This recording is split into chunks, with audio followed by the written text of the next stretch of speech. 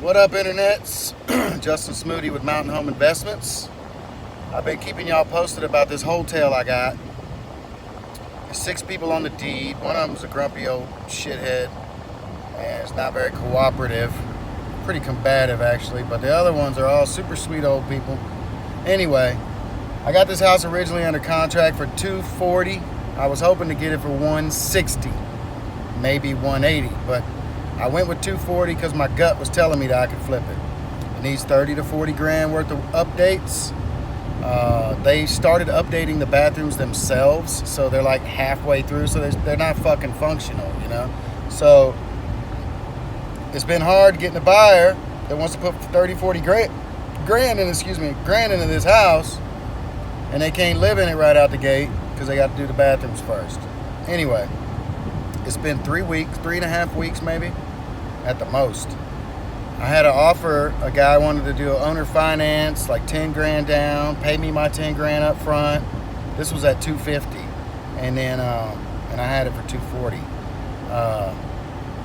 And he wants to remodel it with his own money. And then when it sells, or if the contract runs out within a year, they get the rest of their money. They didn't want to do that. Put the house in a trust during that time and everything. They didn't want to do that.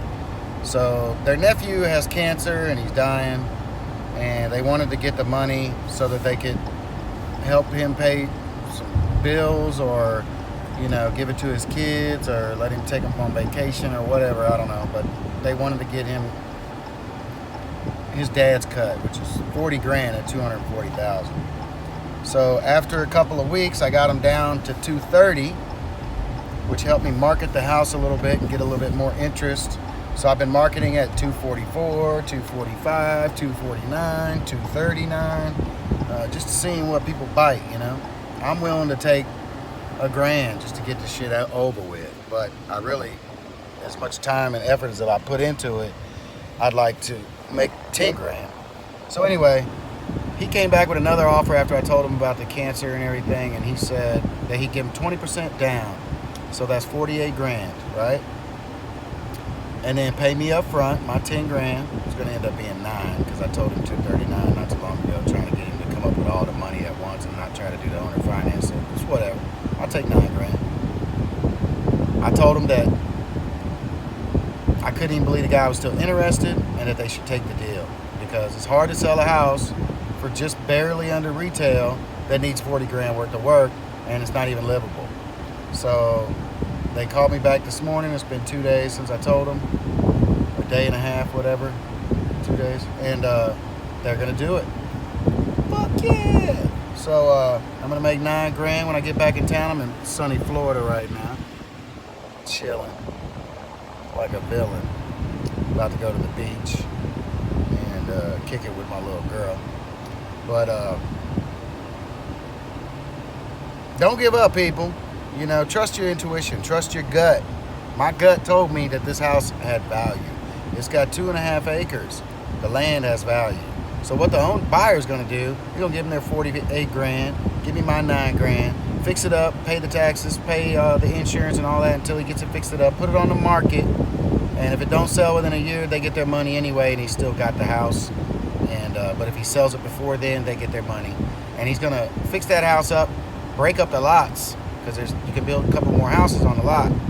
That's why I signed this house in the first place, because the lot has value. You know what I'm saying? So he's gonna break it up, sell that house, build some houses on the other lot, make 150, 200 grand, whatever he's gonna make off of that, depending on what he puts up there. So that's what's happening, people. Don't give up.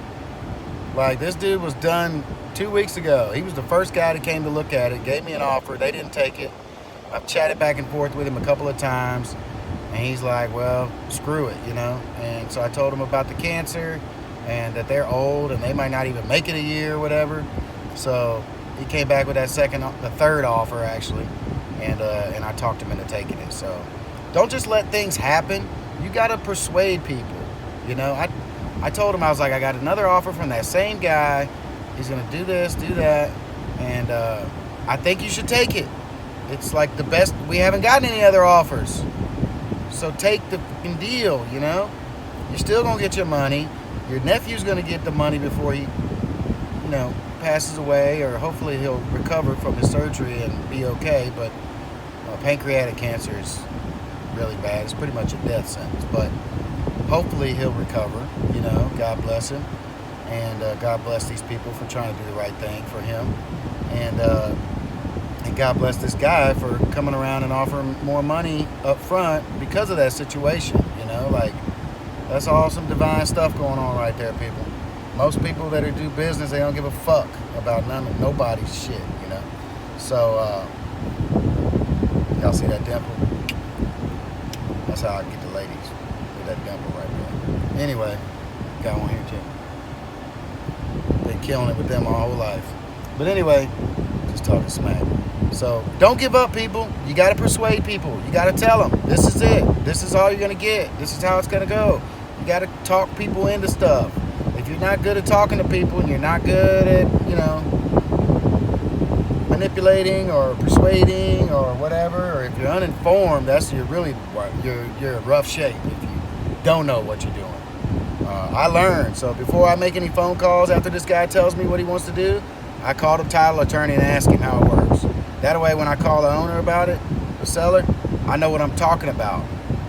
Duh. Like, cover your tracks. Don't look stupid, people. If you look stupid, people lose confidence in you. If you don't know what you're talking about, you say shit that you don't know what you're talking about, and they find out a couple days or a week or whatever later that it's bullshit, like, they lose confidence in you, and then you lose deals.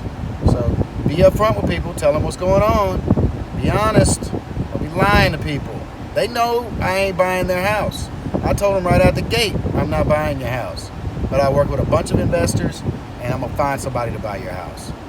It's okay. You don't have to pretend like you buying all these houses. That's how you lie. You lying.